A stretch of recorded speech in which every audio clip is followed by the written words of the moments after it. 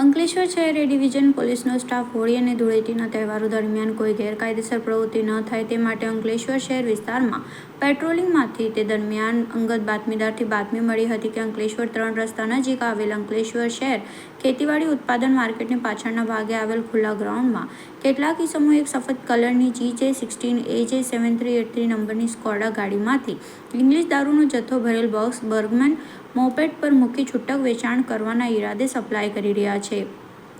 જેવી બાતમીના આધારે અંકલેશ્વર શહેર ડિવિઝન પોલીસના સ્ટાફે બાતમીવાળી જગ્યાએ દરોડા પાડતા ત્યાં એક સફેદ કલરની 4 વ્હીલ સ્કોડા ગાડી પાસે ગાડીનો દરવાજો ખુલ્લો રાખી 3 જેટલા ઈસમો પાર્સલ જેવા કાર્ટૂનનો બહાર કાઢી રહ્યા હતા અને મોપેડ ઉપર મૂકતા હતા. તે દરમિયાન પોલીસે 3 ઈસમોને સ્થળ પર